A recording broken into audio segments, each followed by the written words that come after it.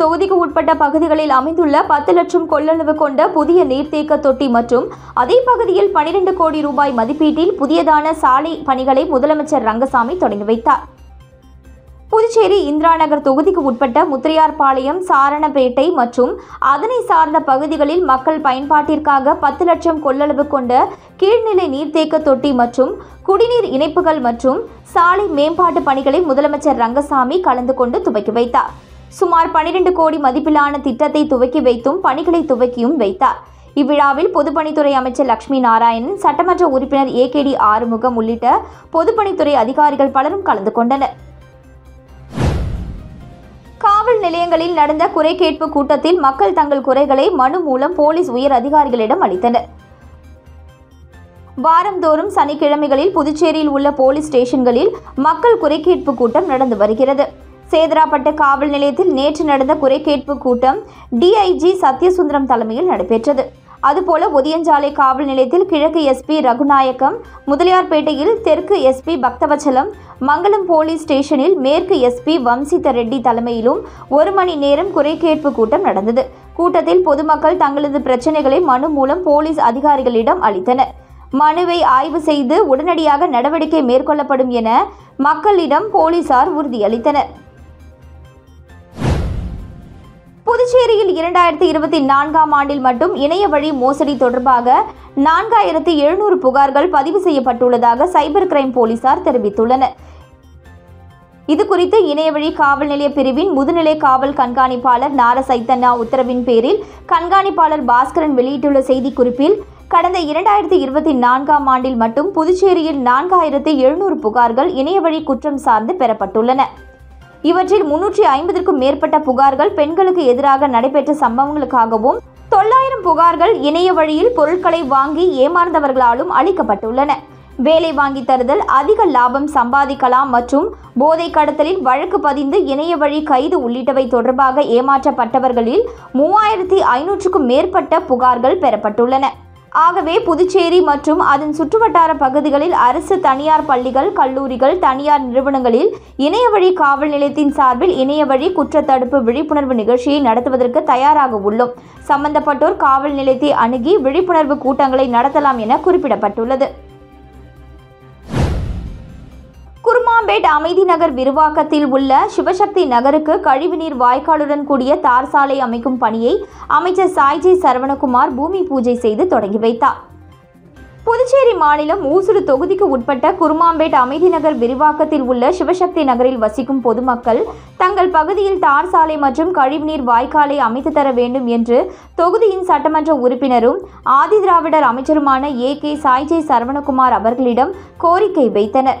இதனைத் தொடர்ந்து உழவர்கரை நகராட்சியின் மூலம் கழிவுநீர் வாய்க்காலுடன் கூடிய தார் சாலை அமைப்பதற்கு 19,78,000 ரூபாய் மதிப்பீட்டில் அரசாணை பெற்று நேற்று அப்பணிக்கான பூமி பூஜை நிகழ்ச்சி நடைபெற்றது. நிகழ்ச்சியில் தொகுதியின் சட்டமன்ற உறுப்பினரும் ஆதிதிராவிடர் நலத்துறை அமைச்சருமான ஏ.கே. சாய்ஜி சரவணகுமார் கலந்து கொண்டு விழாவிற்கு தலைமை தாங்கி பூமி பூஜை செய்து பணியினை தொடங்கி வைத்தார். இந்நிகழ்ச்சியில் நகராட்சி ஆணையர் சுரேஷ்ராஜ், செயற்பொறியாளர் மலைவாசன், இளநிலை பொறியாளர் முத்தையன், ஊசுடு பாஜக நிர்வாகிகள் உட்பட பொதுமக்கள் ஏராளமானோர் கலந்து கொண்டனர். புதுச்சேரி கேரம் அகாடமி சார்பில் 3 நாட்கள் நடைபெறும் மாநில அளவிலான கேரம் போட்டியினை சீனியர் எஸ்பி கலைவாணன் தொடங்கி வைத்தார். புதுச்சேரி கேரம் அகாடமி சார்பில் புதுச்சேரி முதல்வர் கோப்பைக்கான 17வது மாநில அளவிலான கேரம் போட்டி ராஜீவ்காந்தி உள் விளையாட்டு அரங்கில் துவங்கியது. போட்டியினை சட்ட ஒழுங்கு சீனியர் எஸ்பி கலைவாணன் துவக்கி வைத்தார்.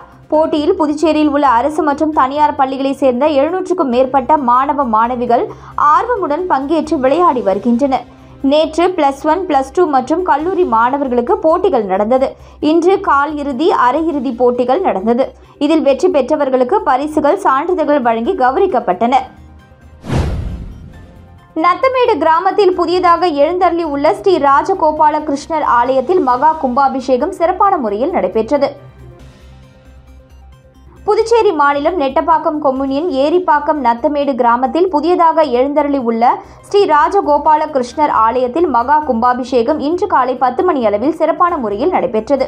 மேலும் பகவத் பிரார்த்தனை, அக்னி பிரதிஷ்டை, வாஸ்து சாந்தி, மகா சாந்தி ஹோமம், கோபூஜை, மகா பூர்ணகுதி, வேத திவ்ய பிரபந்த சாற்று முறைகள் ஆகியன நடைபெற்றன. இன்று காலை கலச புறப்பாடு நடைபெற்று கிருஷ்ணர் ஆலய மூலவ விமான கலசத்திற்கு புனித நீர் ஊற்றப்பட்டது. திருக்கோவிலூர் 26வது பட்டம் ஜி.எர். ராமானுஜ ஆச்சாரியார் தலைமையில் கும்பாபிஷேக விழா நடைபெற்றது. தொடர்ந்து பரிகார மூர்த்திகளான கருடன், ஸ்ரீ பக்த ஆஞ்சநேயருக்கு புனித நீர் ஊற்றப்பட்டது. இவ்விழாவில் துணை சபாநாயகர் ராஜவேலு, விவசாயத்துறை அமைச்சர் தேனி ஜெயக்குமார், ஆதி திராவிட நலத்துறை அமைச்சர் சாய்ஜி சரவணகுமார் ஆகியோர் கலந்து கொண்டனர். சுற்றுப்புற கிராமங்களான ஏரிப்பாக்கம், நத்தமேடு, நெட்டப்பாக்கம், கல்மண்டபம், சூரமங்கலம் உள்ளிட்ட கிராமங்களில் இருந்து திரளான பக்தர்கள் பங்கேற்று கும்பாபிஷேகத்தை கண்டனர். விழாவில் கலந்து கொண்ட அனைவருக்கும் அன்னதானம் வழங்கப்பட்டது. இரவு ராதே கிருஷ்ண திருக்கல்யாணமும் அதனைத் தொடர்ந்து வீதி உலா புறப்பாடும் நடைபெற்றது. விழாவிற்கான ஏற்பாடுகளை விழா குழுவினர் மற்றும் பொதுமக்கள் செய்திருந்தனர். விழாவில் கலந்து கொண்ட அனைவருக்கும் அன்னதானம் வழங்கப்பட்டது. சிறுவந்தாடு லட்சுமி நகரில் எழுந்தருளி உள்ள ஸ்ரீ தண்டுமுத்து மாரியம்மன் ஆலய மகா கும்பாபிஷேகம் சிறப்பான முறையில் நடைபெற்றது. புதுச்சேரி மாநிலம் அருகே உள்ள சிறுவந்தாடு ஸ்ரீ லட்சுமி நகரில் புதியதாக எழுந்தருளி உள்ள ஸ்ரீ தண்டுமுத்து மாரியம்மன் ஆலய மகா கும்பாபிஷேகம் இன்று காலை 10 மணி அளவில் மேலதாளம் முழங்க சிறப்பான முறையில் நடைபெற்றது. மேலும் ஸ்ரீ வலம்புரி லட்சுமி கணபதிக்கு கும்பாபிஷேகம் நடைபெற்றது. அதனைத் தொடர்ந்து முத்துமாரியம்மன் ஆலய விமான கலசத்திற்கு புனித நீர் ஊற்றப்பட்டது. மேலும் கணபதி ஹோமம், வாஸ்து பிரவேச பலி, புற்றுமண் எடுத்தல், கும்ப அலங்காரம், கோபூஜை, முதல் மற்றும் 2ஆம் யாகசாலை பூஜைகள் நடைபெற்றது. கும்பாபிஷேக விழாவினை காண சிறுவந்தாடு, மடுகரை, மோட்சகுளம் உள்ளிட்ட சுற்றுவட்டார பகுதிகளில் இருந்து திரளான பக்தர்கள் கலந்து கொண்டனர். விழாவில் கலந்து கொண்ட அனைவருக்கும் அன்னதானம் வழங்கப்பட்டது. விழாவிற்கான ஏற்பாடுகளை விழா குழுவினர் மற்றும் பொதுமக்கள் செய்திருந்தனர். இரவு விநாயகர் மற்றும் தண்டுமுத்து மாரியம்மன் சிறப்பு அலங்காரத்தில் வீதி உலா நடைபெற்றது. மத்திய நிதிநிலை அறிக்கையானது மக்களின் எதிர்பார்ப்புகளை நிறைவு செய்வதாக உள்ளதாக புதுச்சேரி முதல்வர் ரங்கசாமி தெரிவித்துள்ளார். இதுகுறித்து அவர் வெளியிட்டுள்ள செய்திக்குறிப்பில், மத்திய நிதியமைச்சர் நாடாளுமன்றத்தில் தாக்கல் செய்த நிதிநிலை அறிக்கையானது மக்களின் எதிர்பார்ப்புகளை நிறைவு செய்வதாக உள்ளது. மேலும் நாட்டின் வளர்ச்சியை முன்னெடுத்து செல்வதற்கான பிரதமர் மோடியின் எண்ணங்களுக்கு செயல் வடிவம் கொடுப்பதை உறுதிப்படுத்துகிறது. வேளாண் துறைக்கு முக்கியத்துவம் அளித்து பிரதம மந்திரி தன் தன்யா கிருஷி என்ற புதிய திட்டத்தை அறிவித்திருப்பது வரவேற்கத்தக்கது. விவசாயிகளுக்கான கிசான் கிரெடிட் அட்டைக்கான உச்சவரம்பு 3 லட்சத்தில் இருந்து 5 லட்சம் ரூபாய் ஆக்கியிருப்பதும், கடனுதவி அதிகரிப்பு, ஆண்டுக்கு 12.7 லட்சம் டன் உர உற்பத்தி இலக்கு ஆகியவை விவசாயிகள் வாழ்வை மேம்படுத்தும். உள்கட்டமைப்பு வசதிகளை மேம்படுத்த மாநிலங்களுக்கு 50 ஆண்டு வட்டியில்லா கடன், 1.5 லட்சம் கோடி ரூபாய் ஒதுக்கீடு முன்மொழிவு, 12 லட்சம் ரூபாய் வரை தனிநபர் வருமான வரி விலக்கு, 36 உயிர்காக்கும் மருந்துகளுக்கு வரி விலக்கு, மாநில அரசுகளின் பங்களிப்புடன் 50 சுற்றுலா தல மேம்பாடு மற்றும் தனியார் பங்களிப்புடன் மருத்துவ சுற்றுலா மேம்பாடு, காப்பீட்டுத் துறையில் 100% அந்நிய நேரடி முதலீடு வரம்பு, கிராமங்களில் 1.5 லட்சம் புதிய தபால் நிலையங்கள் ஆகியவை பாராட்டுக்குரியவை. மேலும் லித்தியம் பேட்டரி வரி குறைப்பால் மின்சார வாகனங்கள், கைபேசிகள் விலை குறையும் என தெரிவித்தார். புதுச்சேரி காங்கிரஸ் சிறுபான்மை அணி மாநில தலைவர் முகமது ஹாசன் பிறந்தநாள் விழாவில் முன்னாள் முதல்வர் நாராயணசாமி, காங்கிரஸ் கட்சி தலைவர் MP வைத்தியலிங்கம் கலந்து கொண்டு வாழ்த்து தெரிவித்தனர். புதுச்சேரி பிரதேச காங்கிரஸ் கட்சியின் சிறுபான்மை அணியின் மாநில தலைவர் முகமது ஹாசன் பிறந்தநாள் விழா சுல்தான்பேட்டையில் வெகு விமர்சையாக கொண்டாடப்பட்டது. இந்நிகழ்ச்சியில் புதுச்சேரி முன்னாள் முதல்வர் நாராயணசாமி, புதுச்சேரி பிரதேச காங்கிரஸ் கட்சியின் தலைவர் MP வைத்தியலிங்கம், சட்டமன்ற உறுப்பினர் வைத்தியநாதன் ஆகியோர் கலந்து கொண்டு பிறந்தநாள் விழா காணும் முகமது ஹாசனுக்கு பொன்னாடை அணிவித்து பூச்செண்டு கொடுத்து பிறந்தநாள் வாழ்த்து தெரிவித்தனர். தொடர்ந்து தொகுதியின் பல்வேறு இடங்களில் அன்னதானம் வழங்கப்பட்டது. இந்நிகழ்ச்சியில் காங்கிரஸ் கட்சி மாநில, மாவட்ட, தொகுதி நிர்வாகிகள், கூட்டணி கட்சியினர், மகிழா காங்கிரஸ் நிர்வாகிகள், தொழிலதிபர்கள், நண்பர்கள், உறவினர்கள் என திரளான பொதுமக்கள் கலந்து கொண்டு பிறந்தநாள் வாழ்த்தை தெரிவித்தனர்.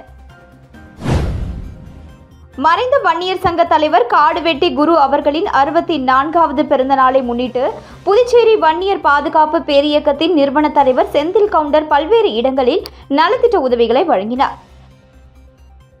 மறைந்த வன்னியர் சங்க தலைவர் காடுவெட்டி குரு அவர்களின் 64வது பிறந்த நாளை முன்னிட்டு புதுச்சேரி மாநில வன்னியர் பாதுகாப்பு பேரியக்கத்தின் நிறுவன தலைவர் செந்தில் கவுண்டர் தலைமையில் தட்டாஞ்சாவடியில் உள்ள காடுவெட்டி குரு அவர்களின் திருவுருவ சிலைக்கு மாலை அணிவித்து மலர் தூவி மரியாதை செலுத்தப்பட்டது. தொடர்ந்து வில்லியனூர் தொகுதிக்கு உட்பட்ட ஜிஎன் பாளையம் பகுதியில் வன்னியர் பாதுகாப்பு பேரியக்கத்தின் கொடியேற்றி பொதுமக்களுக்கு அன்னதானம் மற்றும் மகளிருக்கு புடவைகள் வழங்கினார். இந்நிகழ்ச்சியில் மாநில செயலாளர் முருகன், தொகுதி தலைவர் சிவராமன், செயலாளர் கலைமணி, இளைஞரணி தலைவர் கணபதி, மோகன், துணைத் தலைவர் ஜெயராஜ், மங்களம் தொகுதி தலைவர் பாலமுருகன், சுரேஷ், ஜெயராமன் மற்றும் வன்னியர் சங்க பாதுகாப்பு இயக்கத்தின் நிர்வாகிகள் ஏராளமானோர் உடனிருந்தனர்.